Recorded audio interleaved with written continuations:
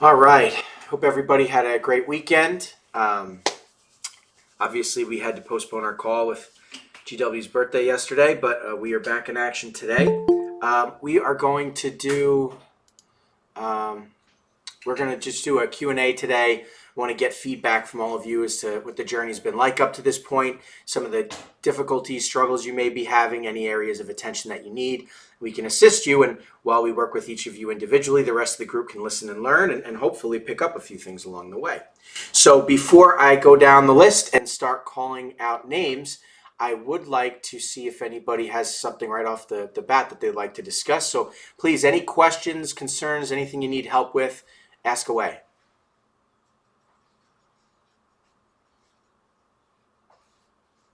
Yeah, Ryan, it's Pete Marriage. How Hey, you doing? Pete, I'm doing all right. How are you? Yeah, not bad, thanks. Quick question: what would you say is predominantly the best route at the moment? Is it real estate or is it business loans? So real estate is the way to go. Is the way to focus. Business funding is very lucrative, but it's difficult. It's Right. difficult in managing the relationship with the client because of how high the interest is, how short the payment schedule is, the number of points you can put into the deal. So there's a big payout, but it's a difficult sale. So I wouldn't say that, it depends on the person, their skill set, and their experience level, right? So that's what it really comes down to. I mean, there are those that could dive just into business funding and forget all about real estate and make a ton of money, right? There's those who just focus on real estate and do well there. There's those who can do both. So my recommendation to all of you is to test the waters with both.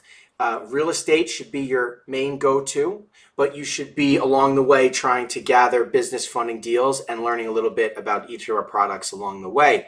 There is a skill set there that needs to be accrued through experience.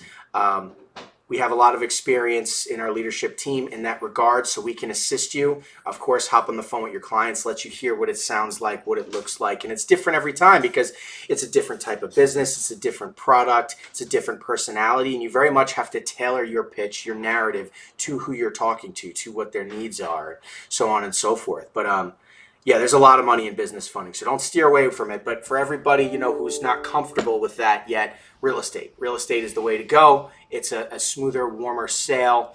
Listen to your account executives; they'll guide you in the right direction. But where they overlap and they're the same is qualification.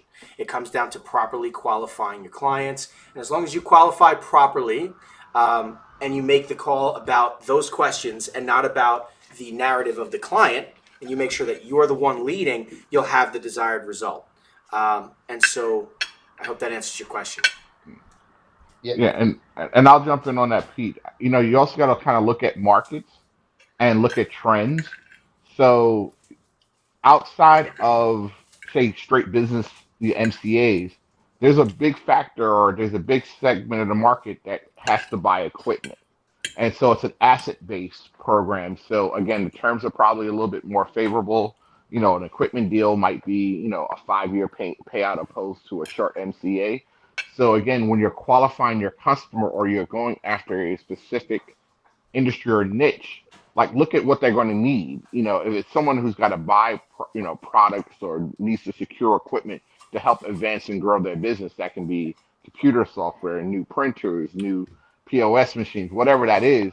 That gives us an opportunity to afford business funding and then also offer them other products. So it's like, okay, we could offer you this on the equipment, maybe this on the MCA. So this is how being consultative and knowing who you're targeting is Mm-hmm. going to help you maximize your time. So you do have to take a little bit more time to get to know a business owner, but look for business owners that like think about what they need and then make those calls reflecting I can help you if those are the things you're needing to do to grow and expand your business.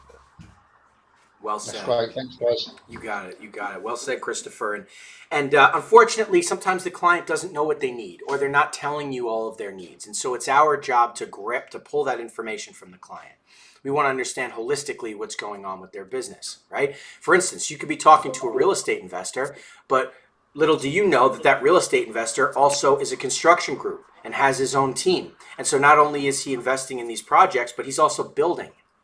He's got a crew on the ground, right? He needs materials. He needs equipment. And so all of a sudden you can package together all kinds of products for this person. I mean, he needs gap funding. He needs equipment.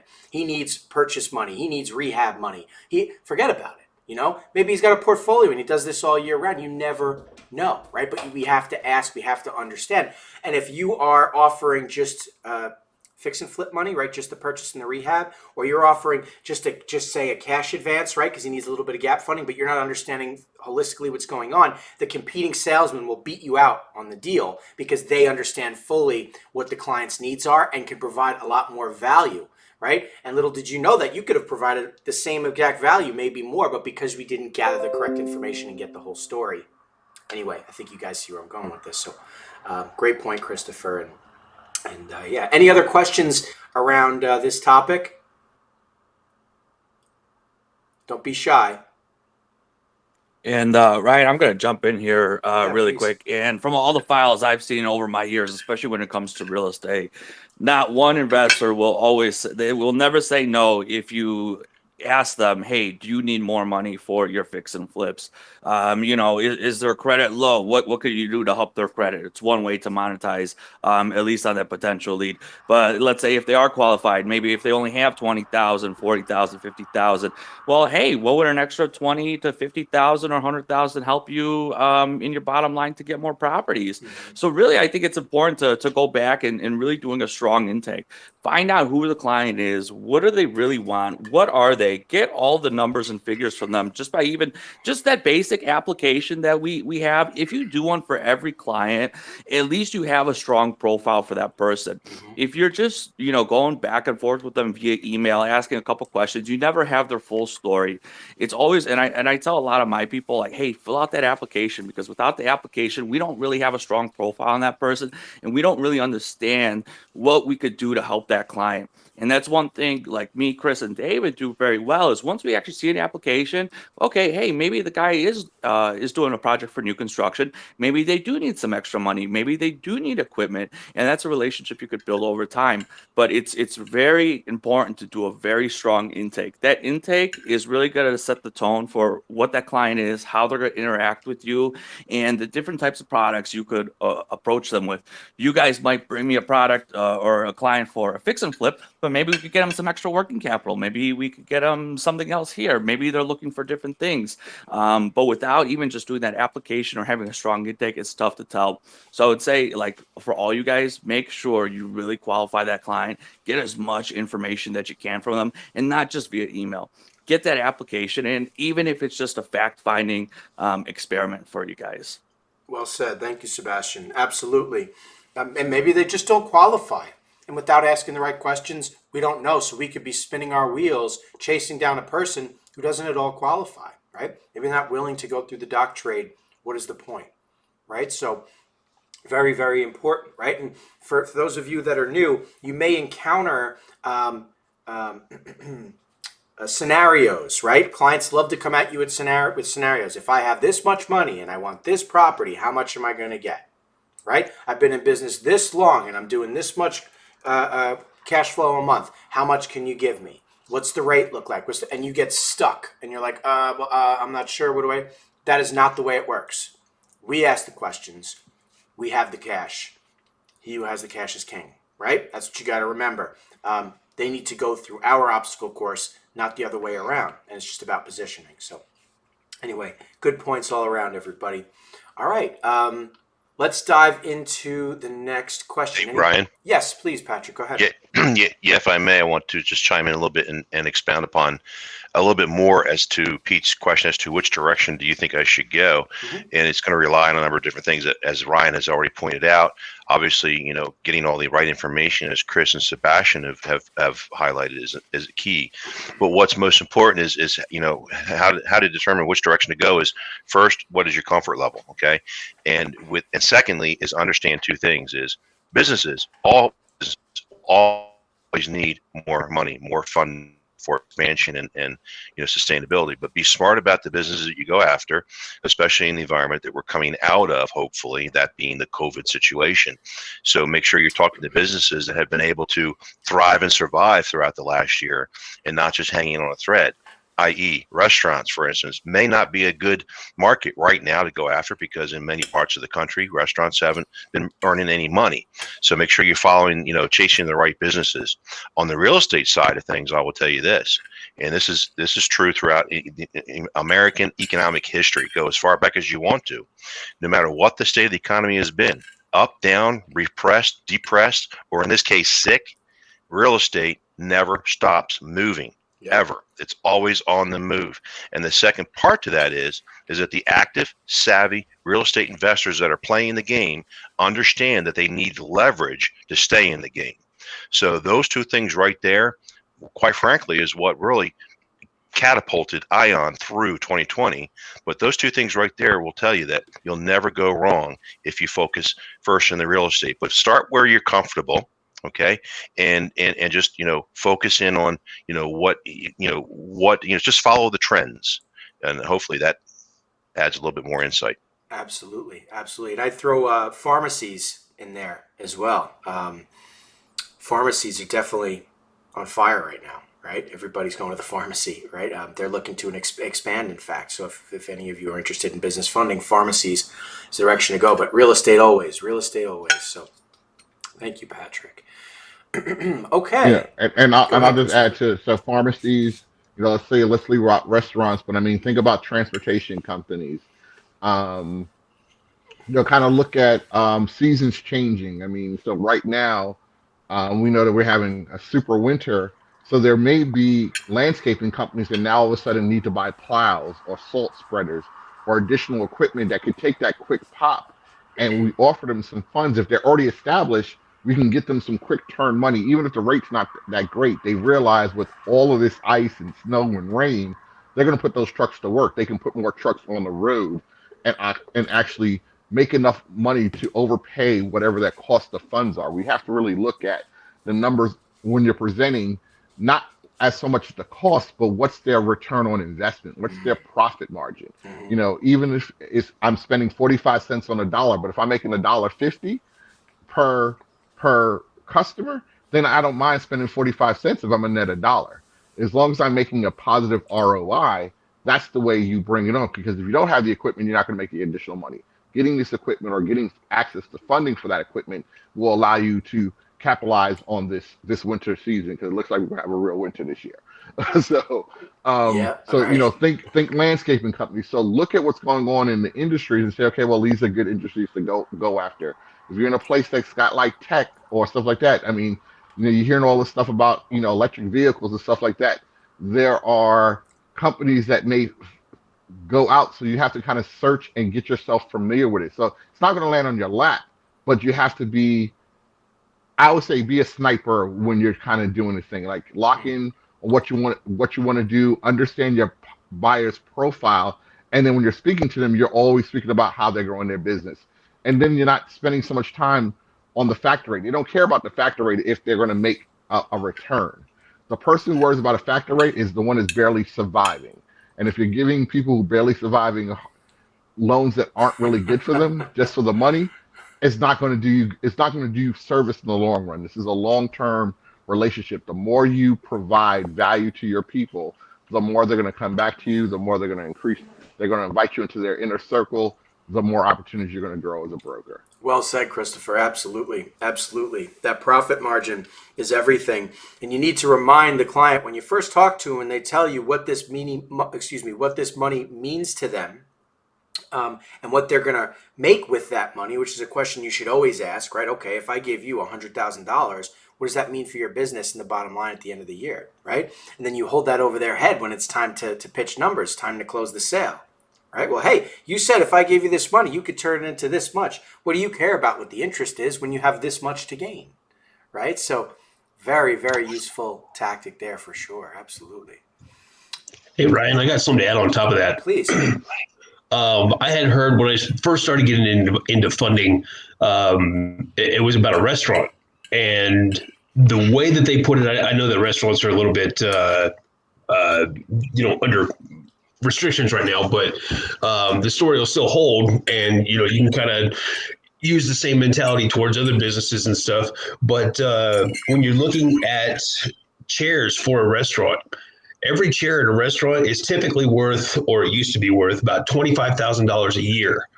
So when somebody wants to do a small expansion or something like that, if it's 15 or 20 chairs, that's about $20,000 per chair annually that they're going to add to their revenue. So, just like you're saying, when you're looking at return on investment, if somebody's going to borrow $100,000, how big of an expansion could you do with that $100,000? Right. How many chairs? Right. Exactly. Yeah. And, it doesn't necessarily have to be a restaurant. It could be, like we're talking, landscape companies, electric companies, transportation, pharmacies, anything. So when you kind of have that mentality set towards how you're going to, let your client know what they can do with that money, really kind of starts getting their wheels turning. And that's another avenue that you can go to take to be able to close a sale. Absolutely. That's a great point. I like that. I'm going to add that to my arsenal. Thanks for that, David. That's a perception, perspective. It's everything, right? And it's all about creating the right perception for the client, the right perspective from your point of view, instead to help the client get on your page. So terrific. Yeah. Hey, before we get too far forward, Gary Smith has a question. He has his hand raised. Yes, please, Gary.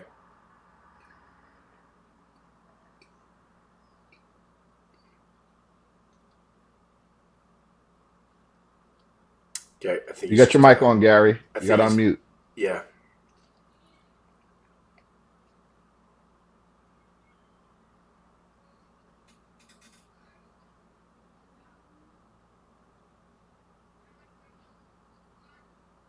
Looks like he's typing to us, maybe in the chat. Gary, at the bottom of your screen, there's a little button. Remember, turn off or on microphone. It's red right now. You got to click it so it's not red anymore. It's right in the bottom middle of your screen.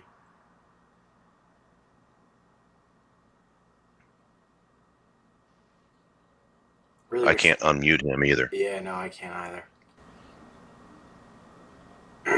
Okay, Gary, we'll just stop us. Gary, we'll come back to you once you're able to unmute your microphone, okay? Either that or Gary. You're just your mic. Oops, sorry. Yeah. Ryan, go ahead and continue. Gary, type your question in, and I'll keep an eye on the chat while we progress the call. All right, great. Okay. Anybody else have any other any questions here before I start calling names? Come on, don't be shy. What's a challenge that you've had in the last couple of weeks here? Something that you had trouble getting around. Maybe it was the training. Maybe it was a client's objection or question. Maybe it's about a product.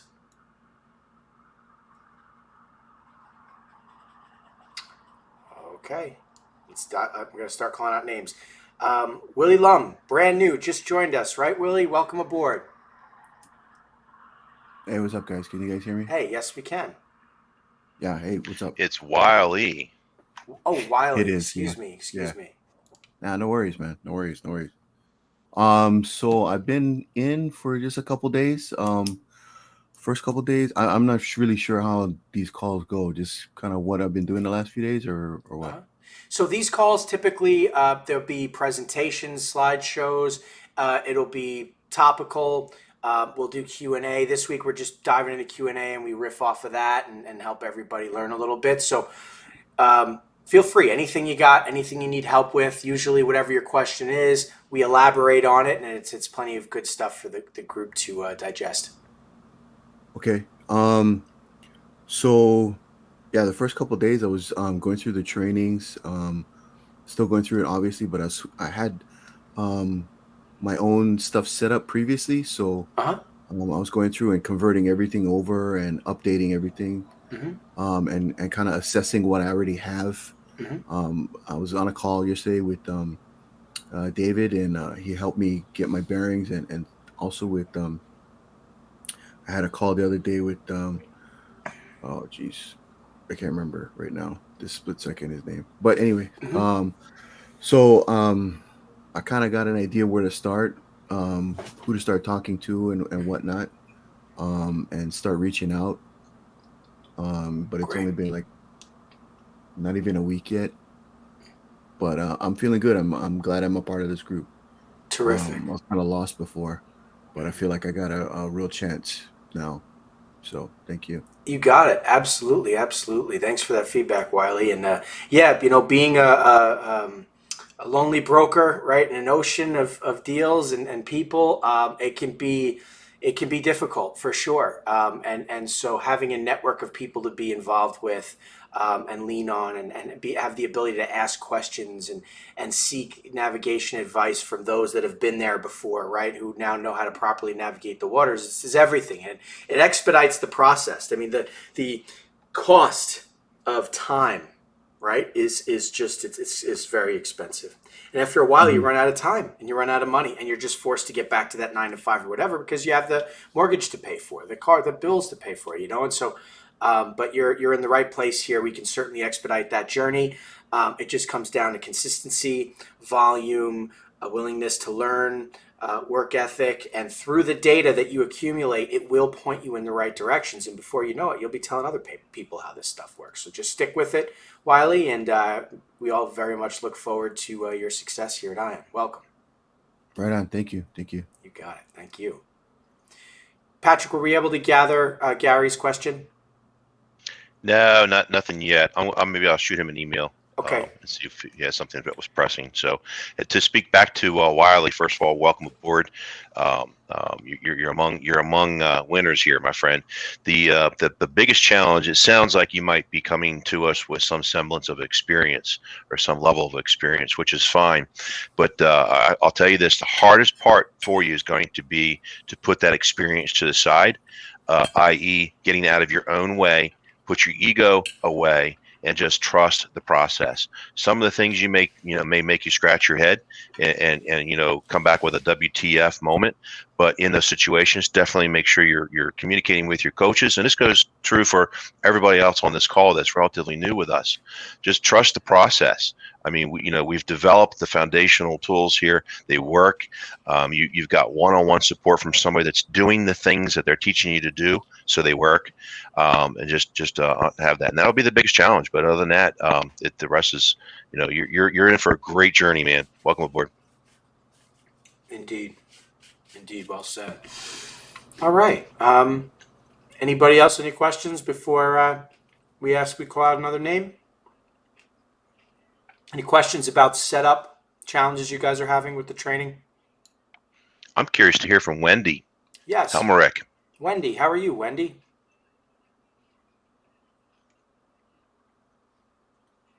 You may need to unmute your microphone there, Wendy. It's right on the bottom of the screen.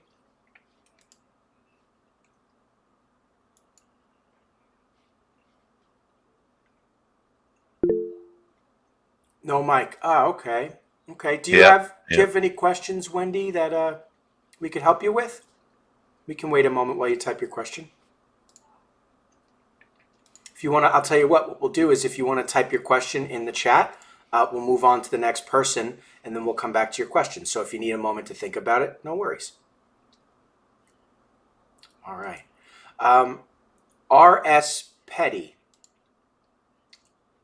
I'm sorry, I'm not familiar with that name.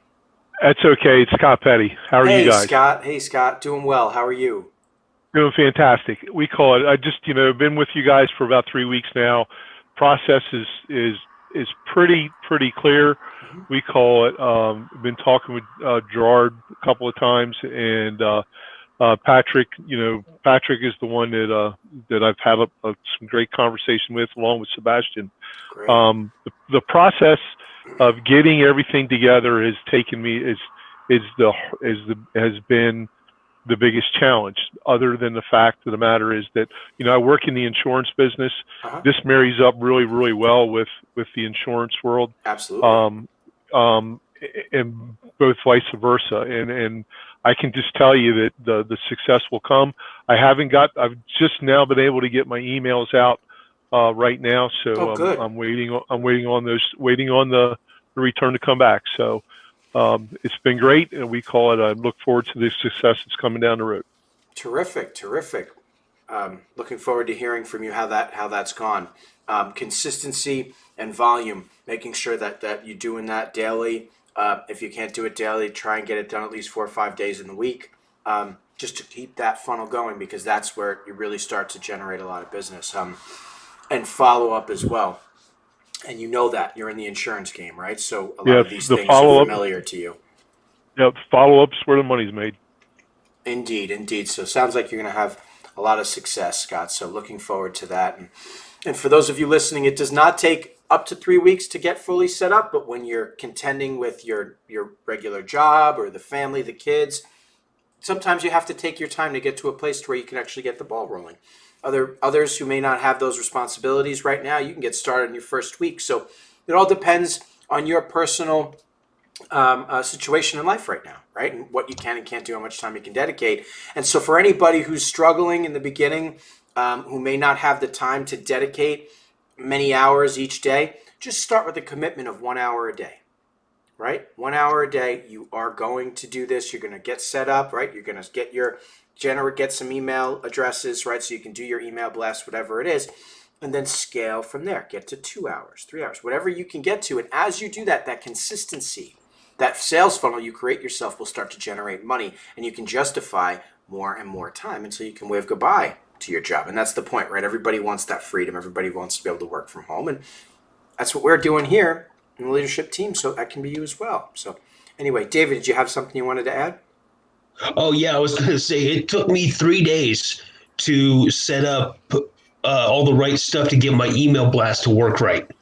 I mean, I could manually go through and do the emails and change the names and stuff like that, but it literally took me 3 days to go back and forth between. I was using Outlook and our Gmail at the time, but yeah, it's frustrating. But once I got that done, it literally took me 5 minutes to do an email blast. And that's what's so great about setting up these automation tools. Yeah, because once you get that up and running, it's just going every day. And it's not just your email blast. LinkedIn, Duck Soup, and Sales Navigator, that combo is so valuable.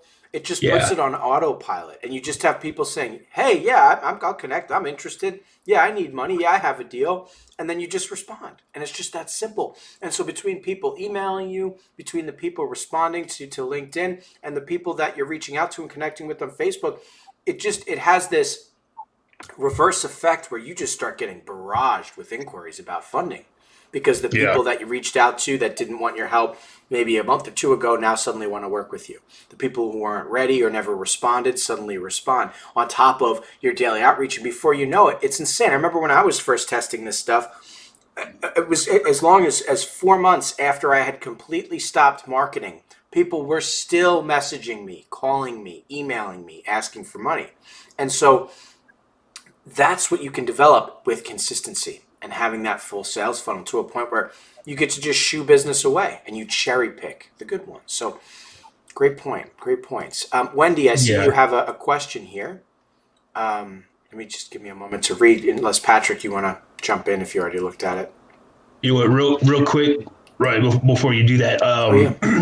That was before we had the trainings on how to do it.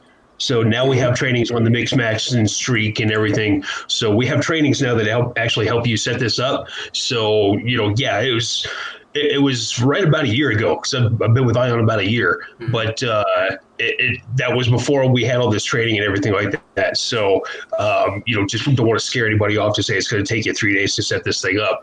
But it was my own illiteracy that caused that. It was the biggest issue. Trial and error, the cost of time, right? Welcome aboard, Jack and Jay from Windy, Michigan. You guys on board here? I know you just signed in. It's just curious to see how you're moving around, making sure you're getting associated pretty good. Welcome. Yeah, I signed up. This is Jack Friesner here. I signed up yesterday. Went through all the steps to get towards onboarding and everything. Have my call or meetings with David and Gerald Thursday to get onboarded and get the preparation session taken care of. So Jay and I will be working together on getting this thing going for us on our side. Terrific. Good luck. Let us know if there's anything additional we can do to help you out and assist you in expediting that process. Will do. Thank you very much. Absolutely. There were two names you called out there, Patrick, right? That was Jack, and then what was the other one?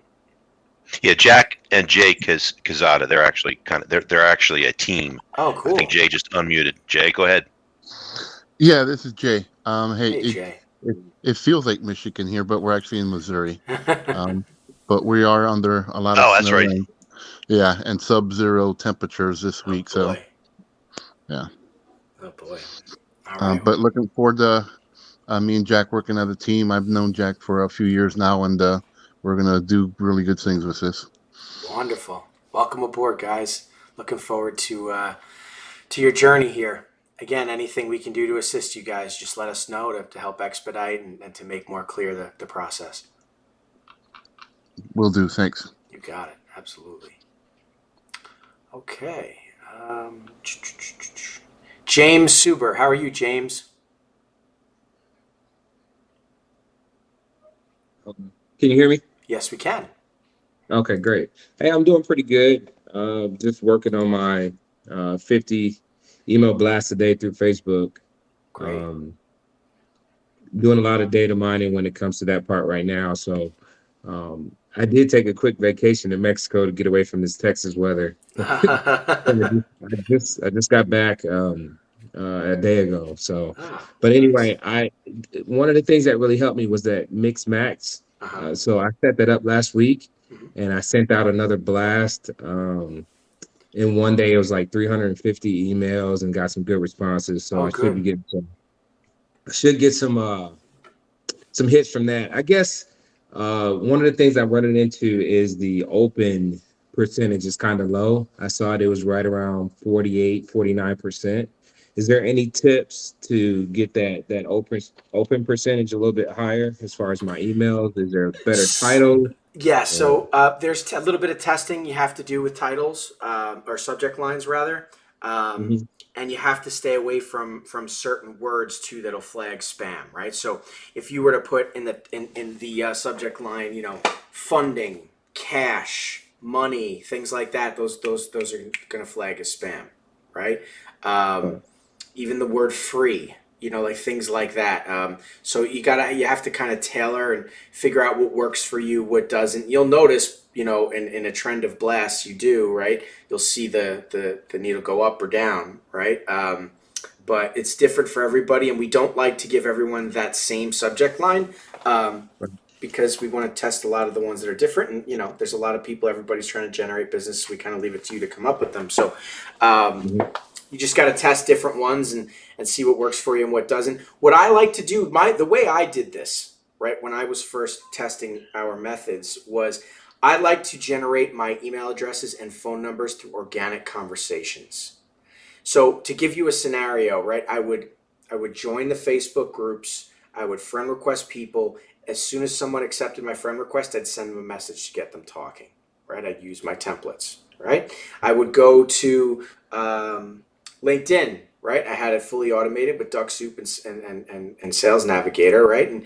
And the people who would accept my connection and read my automatic connection message would respond and say, hey, yes, I'm interested. I have a property. And I would very quickly ask a few qualifying questions to make sure I wasn't wasting my time and talking to the person, and immediately say, okay, great. What's your email address? I'm going to send over an email with a bit more information. Subject line will say this. So it doesn't really matter what my subject line is because they're already talking to me. And so they're just keeping a lookout for that subject line to know it's my email and open it.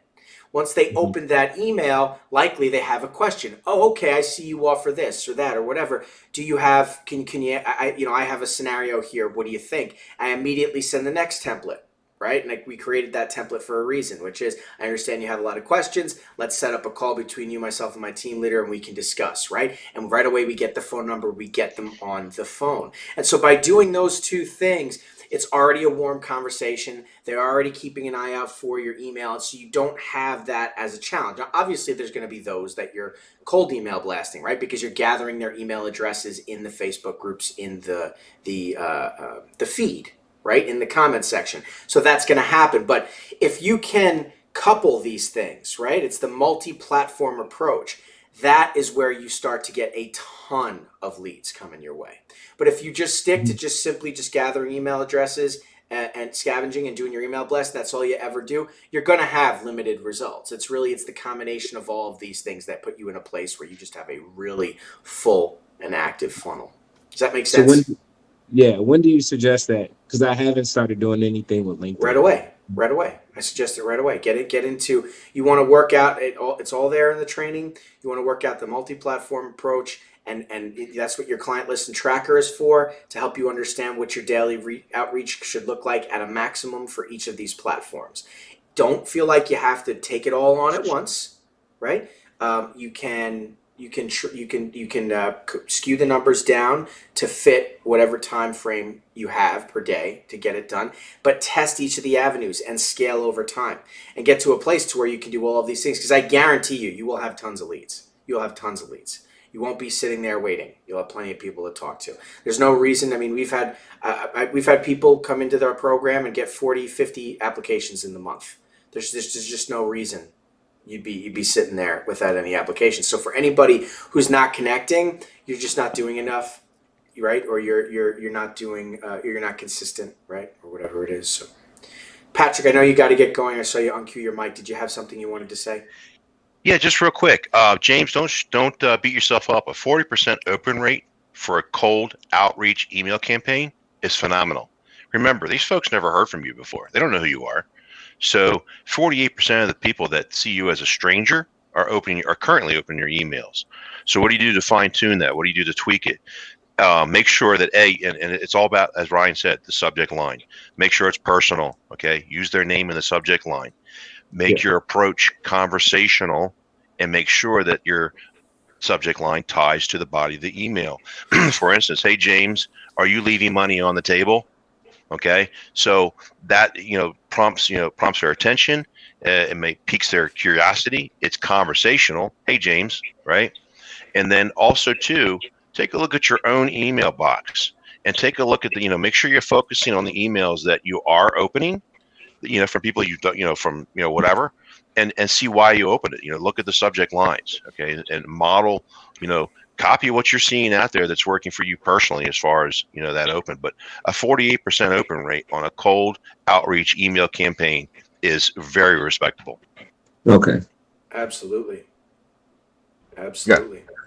And I think this is the one industry that you always want a decent email open rate, but literally that's the least important metrics for you. The next metrics is how many people are you engaging with. So so if I got 40 people opening, but what I'm gonna look at is how many people are engaging with me on a daily basis. Right. So then I'm looking at how many appointments I'm booking, because that becomes your real stat.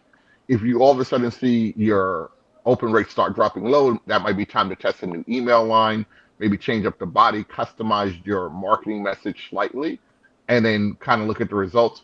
But that first metric you want to see is, well, how many people are responding and booking a call?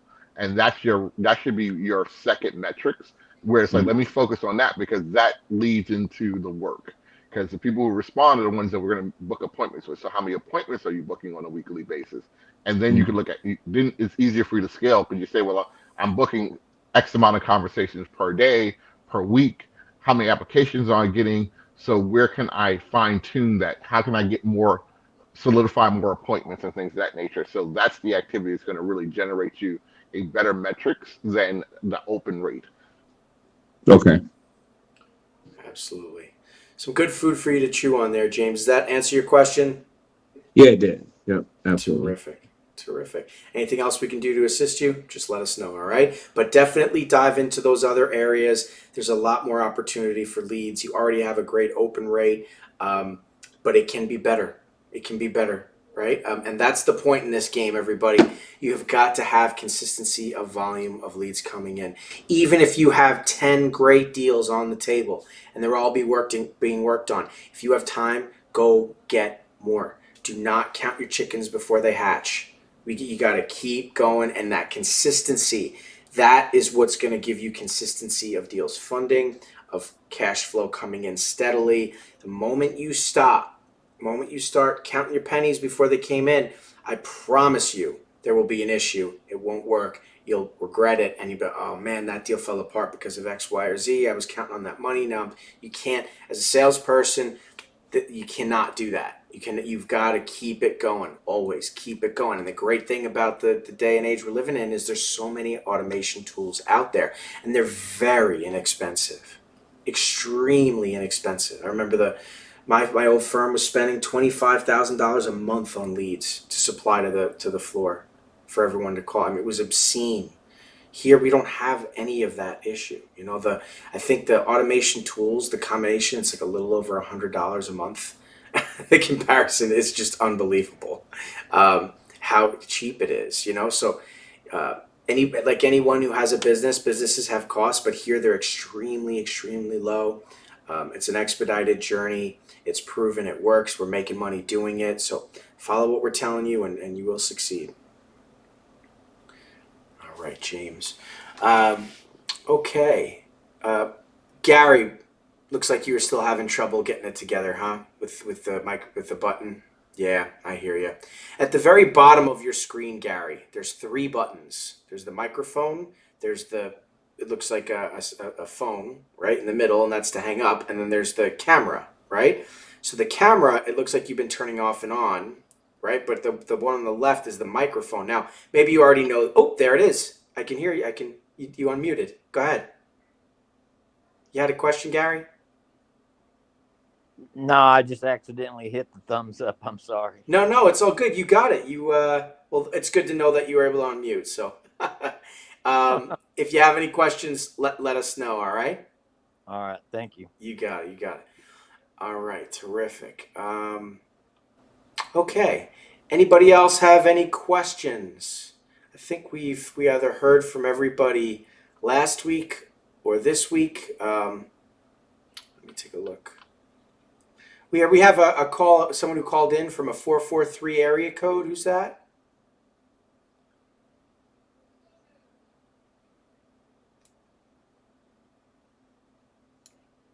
Your microphone might be muted. 443 area code, last 2 digits of the number 17.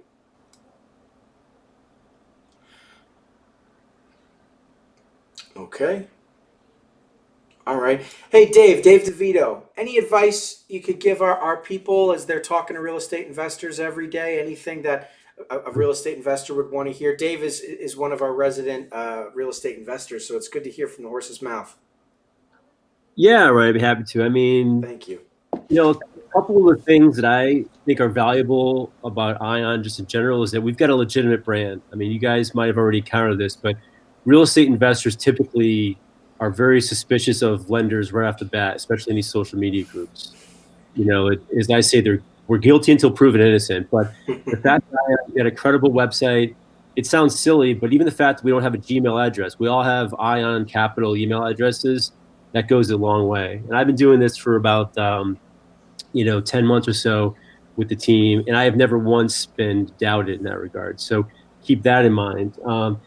The other thing that is going on is that I'm in probably a couple hundred real estate investor Facebook groups, and I search for comments. I proactively try to respond when people are raising their hand looking for funding right off the bat instead of just doing blind outreaches, because then you've got some contacts and you get right into it. What I do is that I direct message them on Facebook. I don't email them. And if they're on Facebook, that seems to be a method in which they're comfortable communicating on in that regard. And those are a couple of things. And the other thing is, and we talk about this all the time, is that the very first question that an investor is going to ask is, what are your terms? What are your rates? And you've got to manage that. You've got to, Sebastian hit it right on the head. I try to steer around that and explain it, and then tell them to go fill out our application link if they've answered those first couple of questions, credit, experience, so on and so forth. What's the deal in that regard? And that way we can kind of get a little more customized. And what I say is, I don't want to underpromise and overdeliver, and vice versa. Sometimes we can even do better than we think. I've run into that, and Chris has been an amazing resource to me as my AE to kind of teach me that. The other thing that we're working on is just a lot of these wholesalers that you'll find out there, they're aspiring to get deals done, and I think we could help them. So while they might not necessarily qualify themselves for lending because they don't have the cash reserves and so on and so forth, they are working hard to be bird dogs for legit investors that really can be good candidates for us. And that's one of the strategies that's worked for me as well in terms of my outreach and marketing. Referrals. I've been in real estate investing for about 6 years, and so I've got a personal brand in a lot of these groups. So people are starting to get referrals to me, and that's another thing that I've been leveraging with success. There's a lot more, but I think those are probably good top line stuff, Ryan. I'd be happy with anyone to.